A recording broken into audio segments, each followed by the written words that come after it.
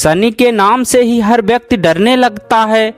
शनि की दशा एक बार शुरू हो जाए तो 7.5 साल बाद ही पीछा छोड़ती है। लेकिन हनुमान भक्तों को शनि से डरने की तनिक भी जरूरत नहीं। शनि ने हनुमान को भी डराना चाहा, लेकिन मुँह की खानी पड़ी। आइए जाने कैसे महान पराक्रमी हनुमान अमर हैं। पवन पुत्र हनुमान रघुकुल के कुमारों के कहने से प्रतिदिन अपनी आत्मकथा का कोई भाग सुनाया करते थे। उन्होंने कहा कि मैं एक बार संध्या समय अपने आराध्य श्री राम का स्मरण करने लगा तो उसी समय ग्रहों में पाप ग्रह मंद गति सूर्यपुत्र शनि देव पधारे। वह अत्यंत कृष्ण वर्ण के भीषणाकार थे। वह अपना सिर प्रायः झुकाए रखते हैं, जिस पर अपनी दृष्टि डालते हैं वह अवश्य नष्ट हो जाता है। शनिदेव हनुमान के बाहुबल और पराक्रम को नहीं जानते थे। हनुमान ने उन्हें लंका में 10 ग्रीव के बंधन से मुक्त किया था। वह हनुमान जी से विनय पूर्वक किंतु कर्कश स्वर में बोले, हनुमान जी, मैं आपको सावधान करने आया हूँ। त्रेता की बात दूसरी थी, अब कलयुग प्रारंभ हो गया है। भगवान वासुदेव ने जिस क्षण अपनी अवतार लीला का समापन किया, उसी क्षण से पृथ्वी पर कली का प्रभुत्व हो गया। यह कलयुग है। इस युग में आपका शरीर दुर्बल और मेरा बहुत बलिष्ठ हो गया है। अब आप पर मेरी 7.5 की दशा प्रभावी हो गई है। मैं आपके शरीर पर आ रहा हूँ। शनिदेव को इस बात का तनिक भी ज्ञान नहीं था कि रघुनाथ के चरणाश्रितों पर काल का प्रभाव नहीं होता। करुणा निधान जिनके हृदय में एक क्षण को भी आ जाते हैं, काल की कला वहाँ सर्वर्थ निष्प्रभावी हो जाती है। प्रारंभ के विधान वहाँ प्रभुत्वहीन हो जाते हैं। सर्व समर्थ पर ब्रह्मा के सेवकों का नियंत्रण संचालन पोषण प्रभु ही करते हैं। उनके सेवकों की ओर दृष्टि उठाने का साहस कोई सुर असुर करे तो स्वयं अनिष्ट भाजक होता है। शनिदेव के आग्रह यमराज भी प्रभु के भक्त की ओर देखने का साहस नहीं कर पाते। हनुमान जी ने शनिदेव को समझाने का प्रयत्न किया, आप कहीं अन्यत्र जाएं। ग्रहों का प्रभाव पृथ्वी के मरणशील प्राणियों पर ही पड़ता है। मुझे अपने आराध्य का स्मरण करने दें। मेरे शरीर में श्री रघुनाथ जी के अतिरिक्त दूसरे किसी का स्थान नहीं मिल सकता। लेकिन शनिदेव को इससे संतोष नहीं मिला।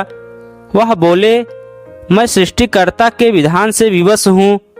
आप पृथ्वी पर रहते हैं, अतः आप मेरे प्रभुत्व क्षेत्र से बाहर नहीं हैं। पूरे 22.5 वर्ष व्यतीत होने पर 7.5 वर्ष के अंतर से 2.5 वर्ष के लिए मेरा प्रभाव प्राणी पर पड़ता है, किंतु यह गौण प्रभाव है। आप पर मेरी 7.5 आज इसी समय से प्रभावी हो रही है। मैं आपके शरीर पर आ रहा हूँ, इसे आप टाल नहीं सकते। फिर हनुमान जी कहते हैं, जब आपको आना ही है तो आइए। अच्छा होता कि आप मुझ वृद्ध को छोड़ ही देते। फिर शनिदेव कहते हैं, कलयुग में पृथ्वी पर देवता या उपदेवता किसी को नहीं रखना चाहिए। सबको अपना आवास सूक्ष्म लोकों में रहना चाहिए। जो पृथ्वी पर रहेगा वह कलयुग के प्रभाव में रहेगा और उसे मेरी पीड़ा भोगनी पड़ेगी। और ग्रहों में मुझे अपने आग्रह यम की कार्य मिला है। मैं मुख्य मारक ग्रह हूँ और मृत्यु के सबसे निकट वृद्ध होते हैं, अतः मैं वृद्धों को कैसे छोड़ सकता हूँ। हनुमान जी पूछते हैं, आप मेरे शरीर पर कहाँ बैठने आ रहे हैं। शनिदेव गर्व से कहते हैं, प्राणी के सिर पर। मैं 2.5 वर्ष प्राणी के सिर पर रहकर उसकी बुद्धि विचलित बनाए रखता हूँ। मध्य के 2.5 वर्ष उसके उदर में स्थित रहकर उसके शरीर को अस्वस्थ बनाता हूँ। वह अंतिम 2.5 वर्ष पैरों में रहकर उसे भटकाता हूँ।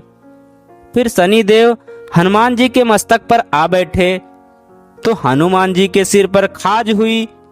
इसे मिटाने के लिए हनुमान जी ने बड़ा पर्वत उठाकर सिर पर रख लिया। शनिदेव चिल्लाते हैं, यह क्या कर रहे हैं आप?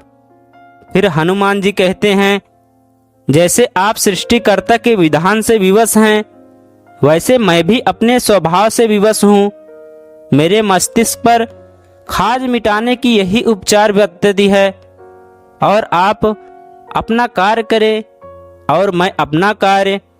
ऐसा कहते ही हनुमान जी ने दूसरा पर्वत उठाकर सिर पर रख लिया। इस पर शनिदेव कहते हैं, आप इन्हें उतारिए, मैं संधि करने को तैयार हूँ। उनके इतना कहते ही हनुमान जी ने तीसरा पर्वत उठाकर सिर पर रख लिया। तो शनिदेव ने चिल्लाकर कहते हैं, मैं अब आपके समीप नहीं आऊँगा। फिर भी हनुमान जी नहीं माने और चौथा पर्वत उठाकर सिर पर रख लिया। शनिदेव फिर चिल्लाते हैं, पवन कुमार त्राहिमाम त्राहिमाम त्राहिमाम, रामदूत अंजनेय नमः, मैं उसको भी पीड़ित नहीं करूँगा जो आपका स्मरण करेगा। मुझे उत्तर जाने का अवसर दे।